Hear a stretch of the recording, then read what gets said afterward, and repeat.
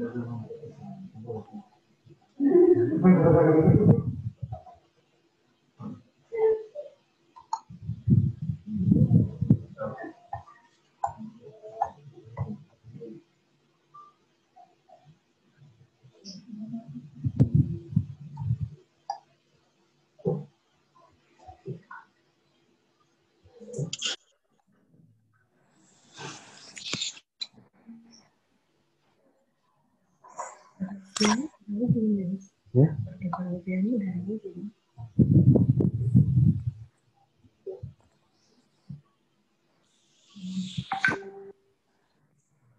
Belum. Cinta kita sejati saya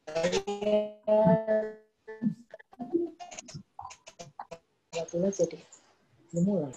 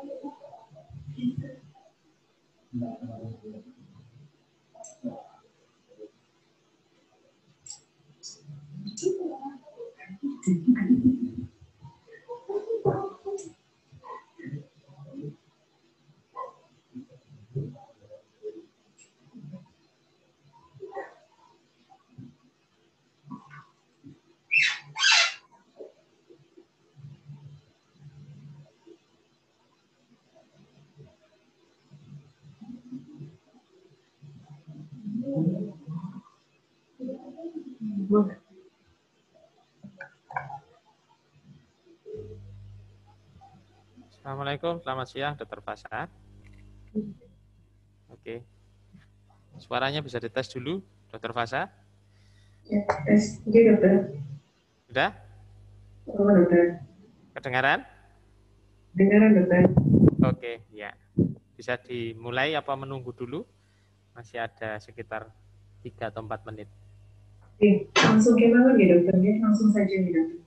Siap, langsung mulai ya. Sebentar, saya record dulu. Nanti panjenengan bisa mulai.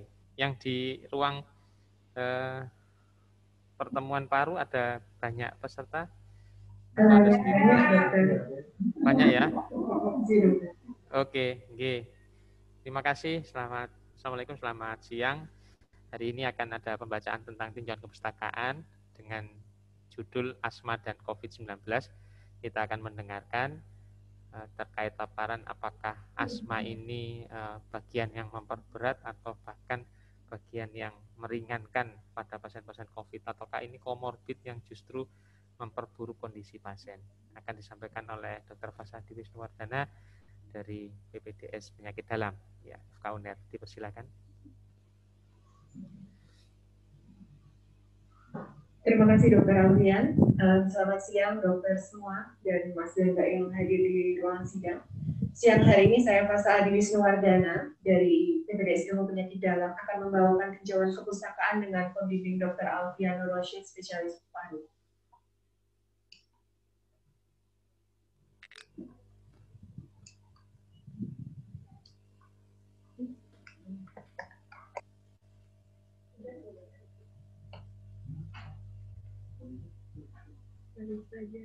Oke, sebentar.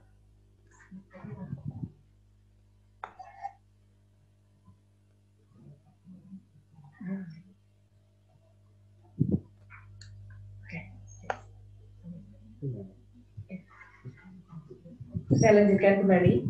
Pendahuluan, asma merupakan penyakit inflamasi kronis saluran nafas yang telah menjadi masalah kesehatan masyarakat di berbagai negara. Coronavirus disease 2019 atau yang kita kenal dengan COVID-19 adalah penyakit menular yang memiliki manifestasi pada saluran nafas yang disebabkan oleh severe acute respiratory syndrome coronavirus 2 atau yang bisa kita sebut dengan SARS-CoV-2. Pada asma alergi, terjadi penurunan jumlah reseptor ACE2 sehingga dapat memberikan perlindungan terhadap penyakit COVID-19. Namun, penelitian lain melaporkan bahwa pasien asma memiliki risiko kematian yang tinggi akibat dari COVID-19. Maka dari itu, dalam tinjauan kepustakaan ini disampaikan kaitan asma dengan COVID-19. Adapun patofisiologi asma merupakan inflamasi kronik saluran nafas yang melibatkan berbagai sel dan elemen seluler. Berikut gambaran mekanismenya. Di sini bukti bahwa inflamasi merupakan komponen utama adalah ditemukannya infiltrasi eosinofil, neutrofil, degranulosis sel mas, penebalan membran subbasal, dan hilangnya integritas sel epitel, subatan lumen bronkus oleh mukus dan hiperplasia sel goblet pada autopsi yang kami dilakukan pada pasien asma. Peningkatan sel-sel inflamasi terutama sel eosinofil, sel mas, dan neutrofil yang ditemukan dengan respon tipe lambat yang akan melepaskan berbagai mediator termasuk leukotriene, prostaglandin, dan sejumlah sitokin proinflamasi seperti tumor nekrosis faktor alfa atau yang kita kenal dengan TNF-alfa, interleukin atau IL-3, IL-4, dan sel mas, TNF, eta, granulosit makrofag clone stimulator factor atau GM-CSF, IL-3, IL-5 dari eosinofil. Kemudian IL-1, TNF-alfa, GM-CSF, interferon beta dan makrofag, serta IL-6, IL-8, GM-CSF, TNF-alfa, platelet derivated growth factor atau kita kenal dengan PDGF, dari sel epitel saluran nafas. Kita kenal dengan patofisiologi asma, kemudian kita coba lihat kembali dengan patofisiologi COVID. Protein S memediasi pengikatan reseptor pada membran sel host lewat reseptor banding domain pada domain S1 dan fusi membran melalui subunit S2. Angiotensin converting enzim atau yang kita kenal ACE2 adalah reseptor seluler untuk SARS-CoV-2 dan SARS-CoV. ACE2 diekspresikan dalam sistem pernafasan bagian atas, sel epitel alveolar tipe 1 dan 2 di paru, jantung, sel endotel, epitel tubulus ginjal, eritrosit, dan pankreas. Setelah berikatan dengan ACE2, protease serin proksimal TMPRSS2 terlibat dalam priming protein S dan pembelahan spike. Protease seperti furin kemudian melepaskan spike fusion peptide dan virus seluler masuk melalui jalur endosomal. Gambaran yang tadi saya sebutkan, spike protein, SARS-CoV-2 masuk dalam S, kemudian masuk ke dalam endotel.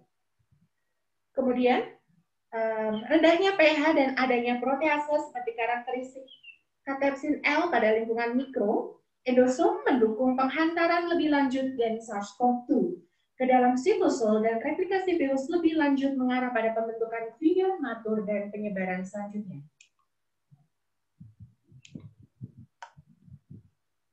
Sel yang terinflamasi akan mengalami apoptosis atau nekrosis dan akan memicu respon inflamasi yang ditandai dengan aktivasi sitokin proinflamasi atau kemokin yang mengarah pada perekrutan sel inflamasi.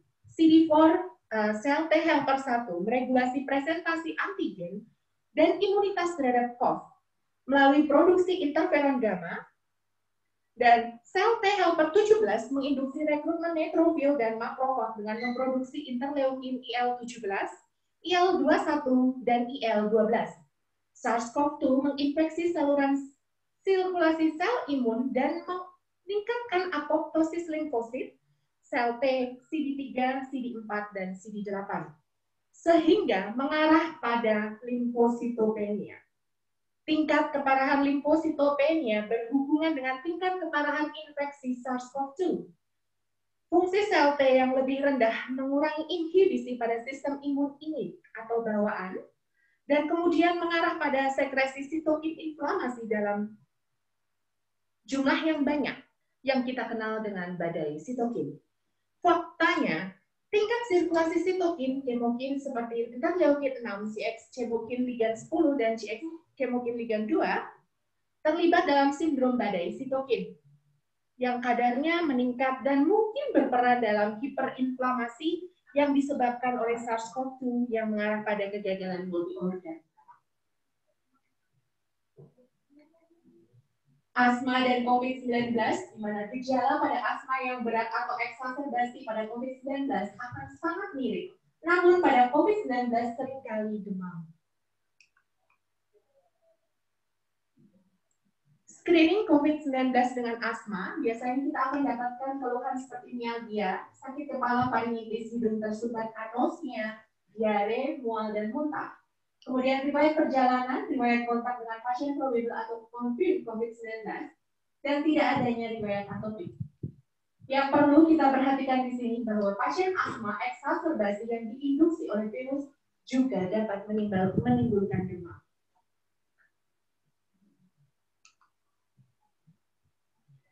Berikut saya coba terangkan mengenai asma sebagai faktor resiko COVID-19. Anak dengan asma dan COVID-19 berdasarkan CDC 2020, resiko yang lebih tinggi mengalami pneumonia dan acute respiratory disease. Mudahnya, induksi virus yang memicu asma eksaserbasi itu sendiri. Respon imun bawaan yang rendah yang berperan sebagai antivirus seperti interferon sel paru, interferon alfa, beta, dan gamma, dan defisit interferon ini jelas berhubungan dengan peningkatan keparahan eksaserbasi dari asma.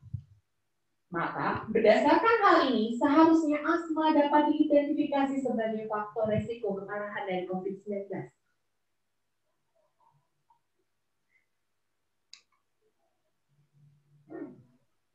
Pusat Pengendalian dan Pencegahan Penyakit di Amerika Serikat mencantumkan asma sebagai faktor risiko penyakit COVID-19 yang berat.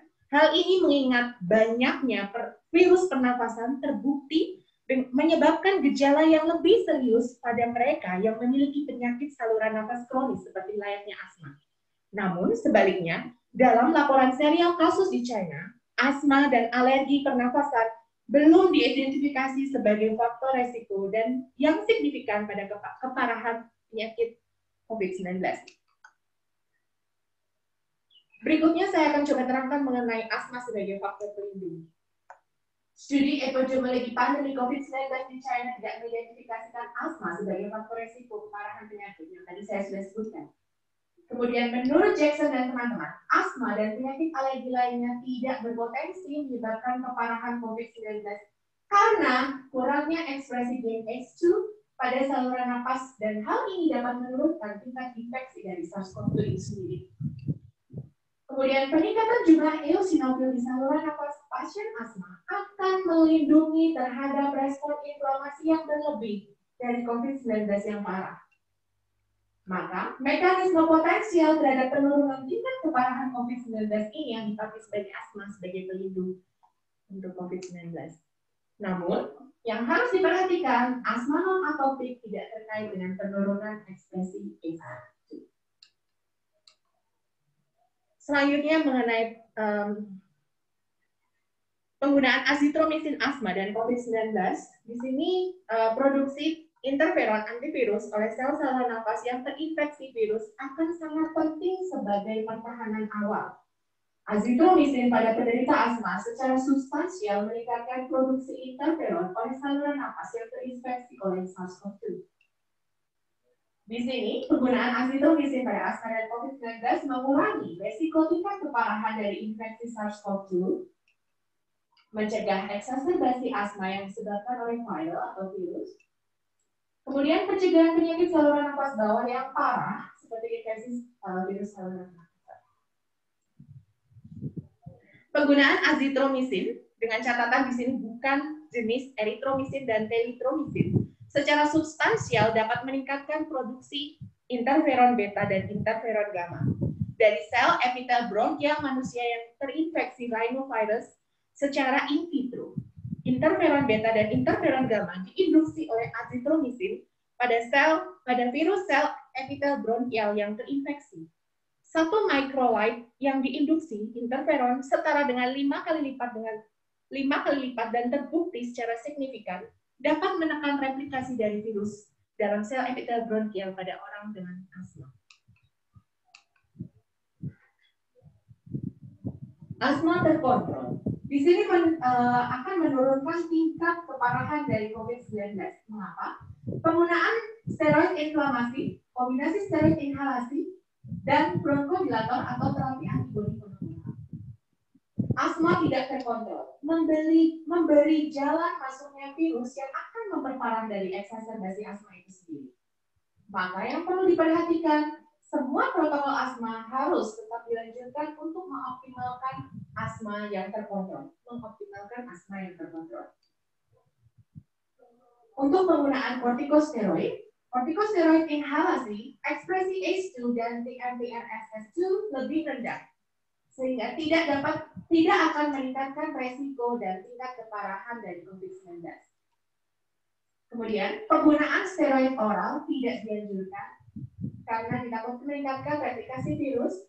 Pada asma sedang hingga berat, penggunaan steroid oral diperbolehkan apabila pasien tidak respon dengan bronchodilator. Kemudian, nebulasi pada asma yang perlu digarisbawahi tidak dianjurkan. Tindakan aerosol yang dapat meningkatkan transmisi SARS-CoV-2. Kemudian di sini diarahkan lebih dianjurkan pada turbohaler dan atau diskus pada kasus ini.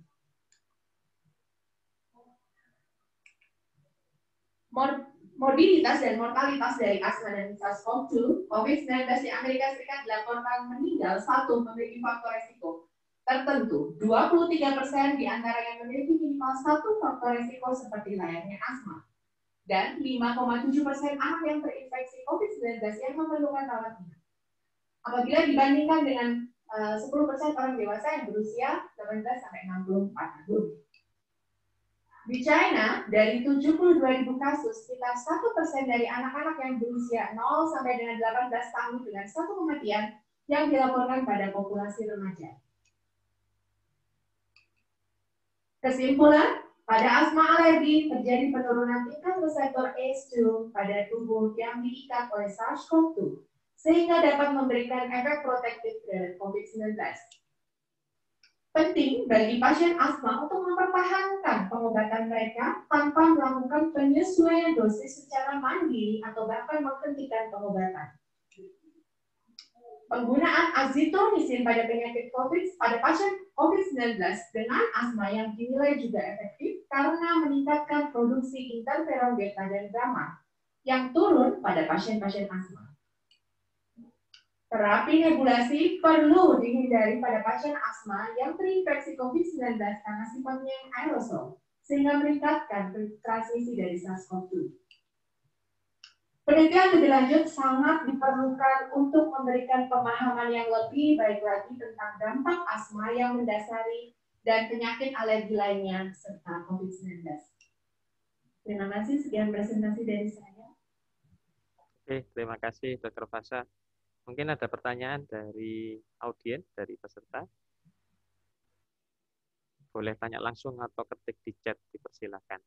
Jadi sudah dipresentasikan bahwa pada asma itu ada satu kajian yang menyebutkan sebagai faktor risiko memperburuk kondisi COVID.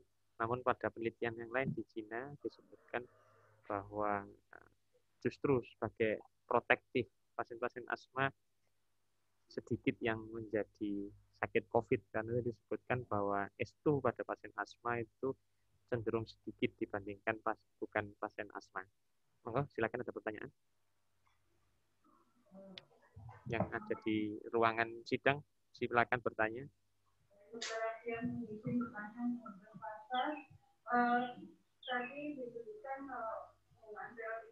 Nama siapa yang bertanya? Mohon izin. Monggo. Pakai mikrofon boleh? Nggak kedengaran suaranya. Ya. Mohon izin dokter Fasa, makasih atas kesempatannya.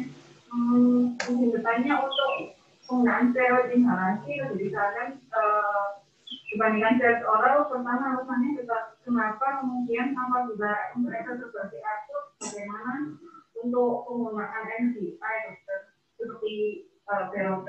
Karena tadi yang disebutkan misalnya itu penggunaan turbohaler dan diskus. Bagaimana dengan NCI, apakah ada tempat? Terima kasih dokter. Mohon izin untuk menjawab mengapa steroid inhalasi boleh namun steroid oral tidak dianjurkan. Steroid inhalasi bekerja lebih spesifik pada saluran nafas daripada steroid oral yang harus lewat sistemik terlebih dahulu. Dikhawatirkan efek dari imunosupresan justru malah memperparah dari derajat COVID itu sendiri. Kemudian steroid oral dapat dipertimbangkan pada saat pasien asma tidak berespon dengan pemberian bronchodilator. Dan pertanyaan selanjutnya, apabila pada pasien dengan serangan, disebutkan nebulasi tidak diperbolehkan. Saat serangan, tindakan yang dapat dilakukan tidak hanya nebulasi. Masih ada beberapa jalur pemberian obat asma seperti dengan tubuh Heller ataupun diskus. Pada pasien COVID, prinsipnya kita harus menekan transmisi dari virus itu sendiri. Memaksakan penggunaan nebulizer dapat meningkatkan dari transmisi virus. Sehingga setelah pemberian obat dengan tubuh Heller atau diskus dapat dilanjutkan dengan pemberian oksigen. Oke, gimana penanya? Sudah cukup?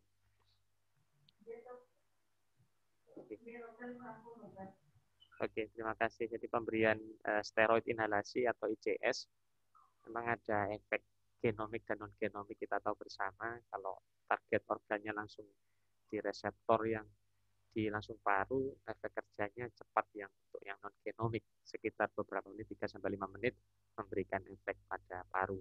Namun untuk efek yang genomik memang butuh waktu beberapa menit untuk mendapatkan pemberian respon. Untuk pemberian inhalasi memang dihindarkan karena berisiko terjadi aerosolisasi. Memang nebulisasi itu dari alatnya, tapi kalau pasiennya menggunakan nebulizer terus kemudian pasiennya batuk, ya bisa jadi menambah droplet atau aerosol yang keluar dari seseorang. Pilihannya pemberian dengan inhaler, bisa dengan MDI, boleh bentuk sediaannya, boleh turbo Heller, boleh diskus, tergantung dari ketersediaan di masing-masing ini rumah sakit.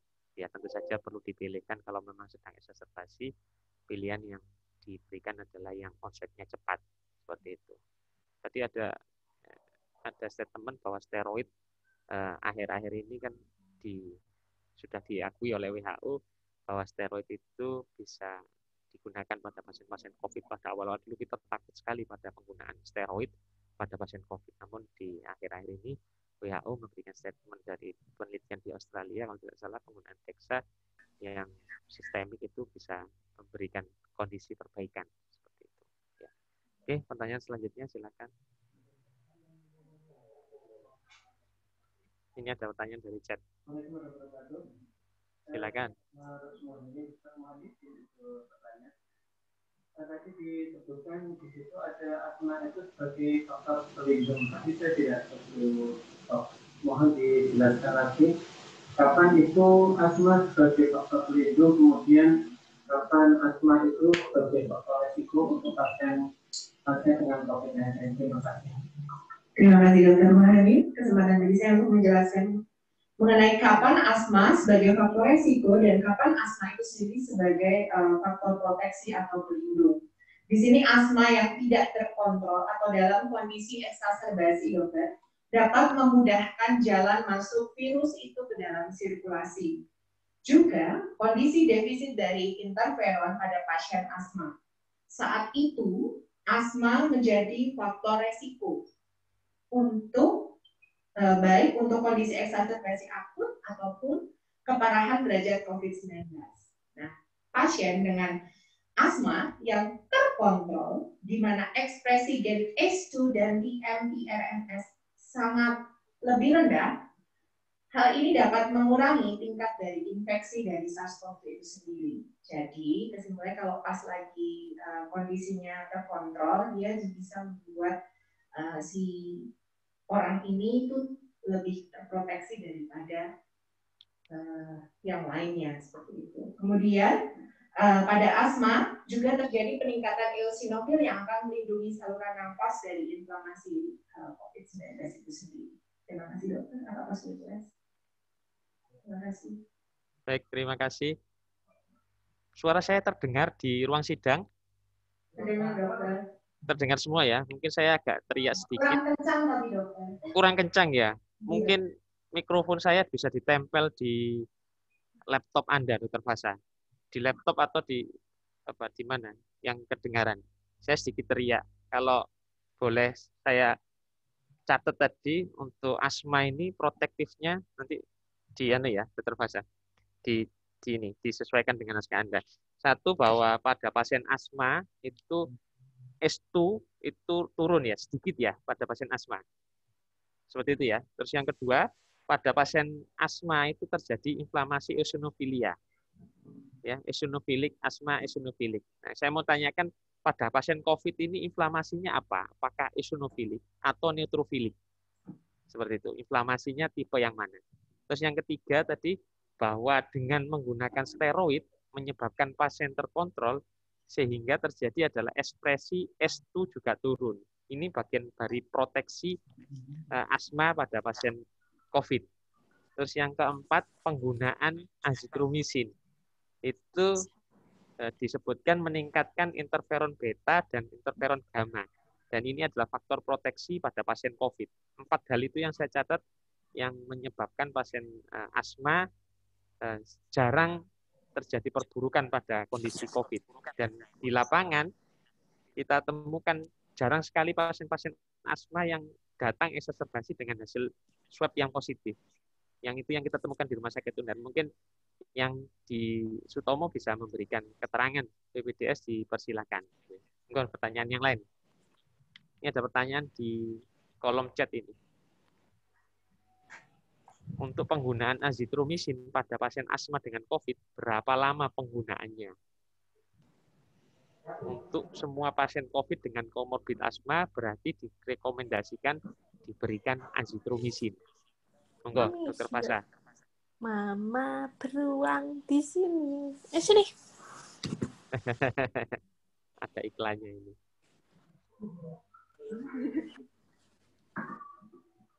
Ya, silakan, Dr. Fasa.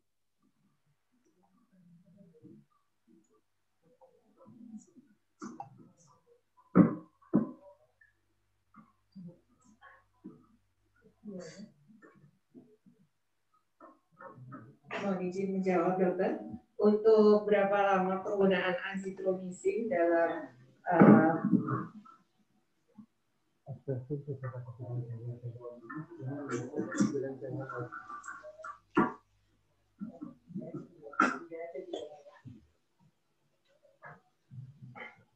misalkan ada pasien asma dengan COVID positif, confirm, terus kemudian diberikan pilihannya adalah dengan antibiotik azitromisin, tentu saja perlu dipikirkan apakah ini tujuannya untuk bakterial, karena tadi asma eksaserbasi itu kebanyakan dipicu oleh viral, ya bisa jadi viralnya non COVID, ya. Kemudian kebetulan ini dengan join dengan virus COVID, ya. Terus kita tidak cek untuk virus eksaserbasi dari asmanya. Namun pemberian azitromisin kalau tujuan ini apakah untuk meningkatkan interferon gamma atau beta sehingga sebagai efek protektif. Kalau memang seperti itu diberikan, apakah durasinya berapa lama? Seperti itu. Silakan, Dr. Fasa. Beberapa kemarin saya juga sempat merawat pasien dengan COVID dengan azitromisin di sini. Dokter pemberian di internal, dokter pernah ada terima juga. Kami lakukan pemberian azitromisin di sini di sini pengalaman saya tuh 7 sampai dengan 10 hari, dokter. Kemudian sambil menunggu dengan hasil dari kulturnya, dokter. Kalau memang dia misalkan dia ada bakteri yang ada di situ juga, kita juga bisa lihat di situ, dokter. Tapi kalau untuk di sini yang tadi disebutkan menggunakan peningkatan dari interferonnya, untuk referensi yang tepatnya saya masih belum tahu. Dan nanti saya coba cari, dokter. Oke, baik, terima kasih. Monggo, dipersilakan yang lain bertanya. Mungkin ada masukan dari para senior, dari para staf. Ada pertanyaan atau tambahan informasi, dokter? Monggo, dok. Karena juga. Terima kasih, dokter. Ini judulnya menarik sekali ya, namanya asma dengan COVID. Tadi dokter ada pertanyaan dari dokter Krista mengenai pasien dengan nasal, tapi diberikan dengan pemberian turboheller atau diskus. Kita tahu kalau pasien dengan exacerbasi, pasti pemberian nebulizer itu tujuannya adalah untuk meningkatkan konsentrasi pemberian obat-obatan. Sedangkan kalau kita melakukan dengan pemberian turboheller itu dosisnya sangat kecil sekali. Apakah ketika exacerbasi kita bisa memberikannya dengan dosis yang sama dengan turboheller atau bagaimana dengan inhalasi yang seharusnya diberikan pada pasien exacerbasi? Terima kasih. Terima kasih dokter pertanyaannya. Mohon izin yang saya baca dokter, dari yang saya baca untuk penggunaan turboheller dosisnya yang diberikan tetap sama dokter. Kemudian tapi bisa diulang dokter. Kalau dari yang saya baca demikian dokter. Tapi yang jelas meminimalisir untuk pembelian regulasinya.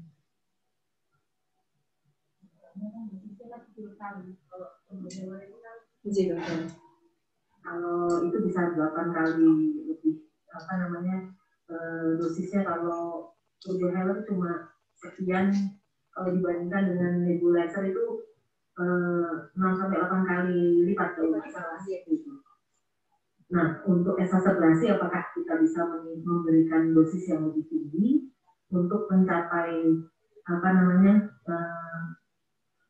pemberian obat-obatan yang sama dengan nebulizer, ataukah bagaimana? Memang kalau nebulizer itu, kalau inhaler itu kalau misalnya diberikan dengan dosis yang untuk pasien-pasien kontrol asma itu kan bisa diulang sampai 8-10 kali.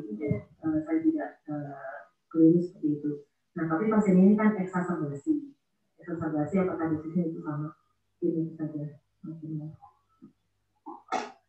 Untuk mohon izin dokter menjawab, untuk dosis rinciannya untuk dinaikkan atau berapa kalinya, saya untuk tepatnya masih belum saya dapatkan dokter, nanti mungkin saya PR kembali. Tapi yang saya baca itu memang seperti yang dengan dikatakan dokter bisa diulang sampai dengan beberapa kali dokter. Saya bacanya sementara baru referensi saya baru saya dapatkan ketika pasien dengan asma dengan exacerbasi dilakukan pemberian ulangan izin. Untuk dosisnya berapanya masih belum. Nanti saya cari dokter. Matur nuwun dokter. Oke, terima kasih Dokter Ana untuk pertanyaannya. Dari referensi yang setahu kami sih untuk exacerbasi pada COVID ini rasanya tidak memperberat kondisi asmanya. Pasien dengan asma kena COVID, rasanya asmanya juga tata laksananya sama saja untuk pasien dengan non-COVID. Tetapi yang perlu diperhatikan adalah bagaimana pemberian obat-obatan tersebut agar tidak meningkatkan terjadinya aerosilisasi. Untuk dosis rasanya sama saja. Tapi mungkin perlu diperhatikan dengan pemberian dosis tersebut, apakah respon pada pasien asma exacerbasi tersebut apakah membaik atau tidak. Dan belum ada referensi yang menyebutkan kalau dengan adanya COVID, justru dengan pemberian obat-obat tersebut jadi lebih sulit. Kita juga belum ada referensi seperti itu. Mungkin perlu kita memperbanyak data atau memperbanyak laporan kasus untuk mengetahui hal tersebut. Referensi asma COVID ini juga baru akhir-akhir beberapa bulan terakhir sebelum Dr. Fasa ini membuat naskah ini. Kalau boleh saya challenge Dr. Fasa ini, kalau panjenengan mau ya, tapi tidak wajib sih ini. Saya challenge Anda, ini dibikin naskah bagus ini. Jadikan manuskrip, disubmit di jurnal bagus ini. Kalau Anda berkenan ya. Ini naskah Anda terjemahkan, dimasukkan di jurnal internasional, bagus ini. Ya. Tapi saya challenge saja Anda, tidak wajib. Oke, monggo yang lain dipersilakan. Saya mohon maaf kepada guru-guru saya, dokter senior sama PPDS tidak bisa hadir di tempat karena juga baru selesai visita, jadi lebih efektif seperti ini, dan ini acara bisa direkam dan mungkin bisa di-upload, bisa diulang lagi seperti itu. Monggo ada mungkin pertanyaan satu lagi sebelum mungkin kita akhiri untuk acara hari ini.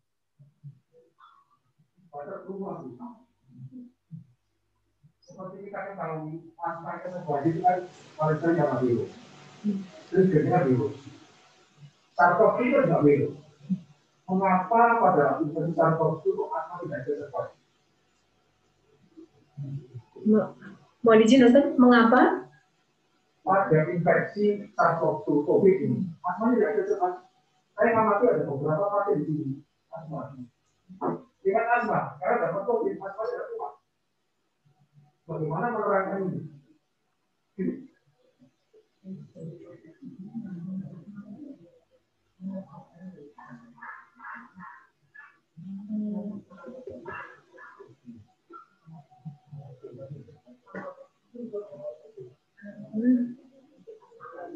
Kemungkinan yang ada pasien yang dokter yang ditemui kebanyakan asmanya asma alergi. Anda kan tahu, tetap asma itu tujuannya paling sering virus. Di sini kan beberapa penelitian yang saya paling sering virus. Nah, kalau Anda mau jawab, mekanisme virus itu kan seperti itu yang Anda baca. Sekarang COVID ini itu apakah seperti itu? Kalau itu Anda jawab. Karena menurut saya yang saya amati, infeksi SARS-CoV-2 jarang menimbulkan asma exacerbation. Mekanisme masuknya virus ini yang membedakan dengan virus yang lain. Kira-kira begitu jawabannya. Masuk. Terima kasih Dr. Daniel. Terima kasih untuk informasinya. Ini penting sekali bahwa virus SARS-CoV-2 ini mungkin berbeda dengan virus-virus yang lain yang menyebabkan exacerbasi pada pasien asma. Terima kasih Dr. Daniel. Mungkin ada lagi? Kalau tidak ada, mungkin kita bisa akhiri tinjauan kepustakaan hari ini. Terima kasih kepada Dr. Pasha, kepada... Mohon izin, dokter, masih ada pertanyaan, dokter. Oh, ada. Oke, mohon maaf. Oke, lanjut. Silakan. Terkait yang steroid tadi kan ada yang bertanya ya, dengan steroid tadi terus Anda menjawab bahwa sebaiknya tidak diberikan steroid oral. Ya, tanda kutip mungkin yang dimaksud steroid oral itu mungkin steroid sistemik ya mungkin. Iya, dokter, maksudnya. Nah, cuma itu apakah sumbernya itu yang sebelum yang akhir-akhir ini gitu kan? Memang dulu awal-awal COVID kan memang disarankan tidak diberikan steroid kan gitu. Nah, cuma yang baru-baru ini kan memang itu steroid kan malah diberikan gitu ya. Jadi pasien yang kelihatan sudah mengalami hipoksemia ya, nah itu sekarang kan malah diberikan steroid. Cuma catatannya kan dosis rendah gitu ya. Jadi apa namanya?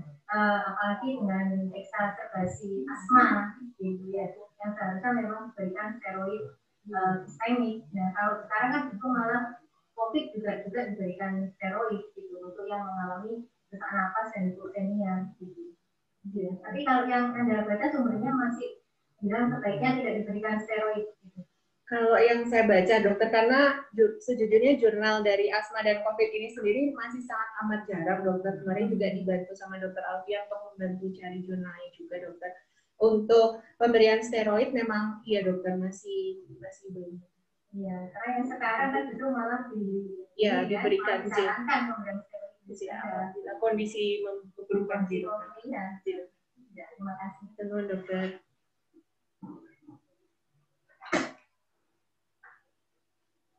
Baik, kalau tidak ada lagi, ini sudah setengah jam untuk kita diskusikan tinjauan kepustakaan asma dan COVID.